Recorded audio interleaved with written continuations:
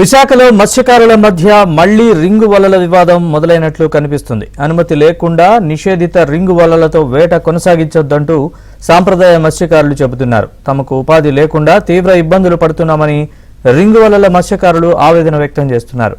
దీంతో ఇరు వర్గాలను మత్స్యశాఖ అధికారులు చర్చలకు ఆహ్వానించారు. ఎలాంటి అవాంఛనీయ ఘటనలు జరగకుండా గ్రామాల్లో పోలీసులు బందోబస్తు ఏర్పాటు చేశారు.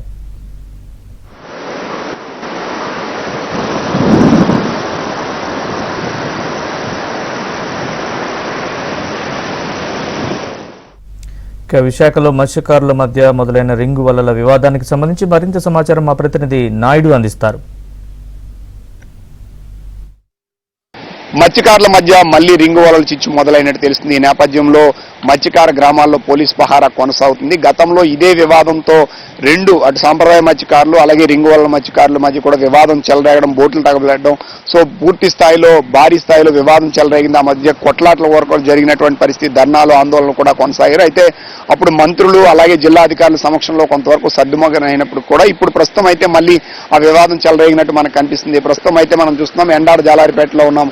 సో ఇక్కడ ఏదైతే ఉంది ఈ ప్రాంతం వాళ్ళు ఎక్కువగా రింగు వలల వేటకు కొనసాగిస్తుంటారు. అయితే రింగు వలలకు సంబంధించినంత వరకు కూడా కేవలం ఒక 10 నుంచి 12 మాత్రమే అనుమతి ఉన్నాయి, మిగతా వాటికి అనుమతి లేదు. వీళ్ళెవరు కూడా వేటకు వెళ్ళకూడదని గతంలోనే నిషేధం విధించిన నేపథ్యంలో వీళ్ళంతా కూడా గత కొంతకాలంగా కూడా వేటకు వెళ్ళక ఉపాధి లేక తీవ్ర ఇబ్బందులు పడుతున్నాం, మాకు కూడా వేటకు అనుమతించాలని చెప్పి ఎవరైతే ఎండాడు జాలారిపేటలో ఉన్నటువంటి మత్స్యకారులు కానీ వీళ్ళు కానీ కోరుతున్నటువంటి పరిస్థితి ఉంది. అయితే సాంప్రదాయ మత్స్యకారులు మాత్రం అనుమతి ఉన్నవి మాత్రమే వెళ్ళాలి, వాళ్ళు కూడా 8 నాటికల్ మైల్స్ అవతల మాత్రమే పూర్తి స్థాయిలో వేట కొనసాగించాలని చెప్పి వాళ్ళు చెప్తున్నటువంటి పరిస్థితి కనిపిస్తుంది. అయితే గత కొన్ని రోజులుగా వీళ్ళు మళ్ళీ వేట కొనసాగిస్తున్నారు, వేట నిలుపుదల చేయాలని చెప్పి సాంప్రదాయ మత్స్యకారులు ఫిర్యాదు చేయడంతో నిన్న సాంప్రదాయ మత్స్యకారులు అలాగే ఇది రింగు వలల వేట సాగించే వీళ్ళ మధ్య కూడా జేడీ కార్యాలయంలో చర్చలు జరిగినట్టు తెలుస్తుంది. అయితే ఆ చర్చలకు సంబంధించినంత వరకు కూడా ఎలాంటి సఫలమైనట్టు కూడా కనిపించడం లేదు.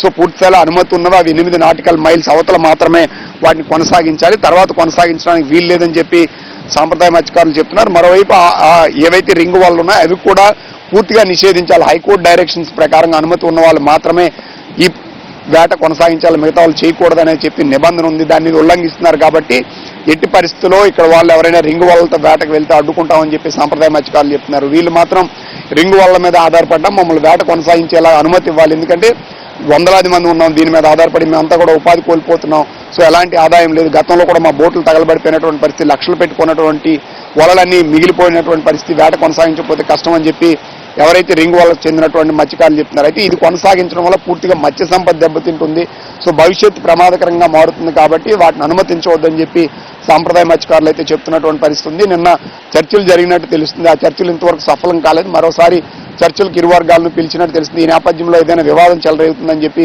ముందస్తు జాగ్రత్త చర్యలుగా అటు రెండు వైపులా కూడా పోలీసులు అయితే పహారా కొనసాగుతుంది, మోహరించి ఉన్నటువంటి పరిస్థితి కొనసాగుతుంది. ఏ సమయంలోనే వివాదం చెలరేగే అవకాశం ఉంది కాబట్టి ముందు చర్యలుగానే పోలీసు మోహరింపు అనేది కొనసాగుతుంది. అయితే చర్చల అనంతరం అధికారులు ఏం చెప్తారనే విషయాల్ని చూడాల్సినటువంటి అవసరం ఉంది. Video journalist అభిలాష్తో Naidu,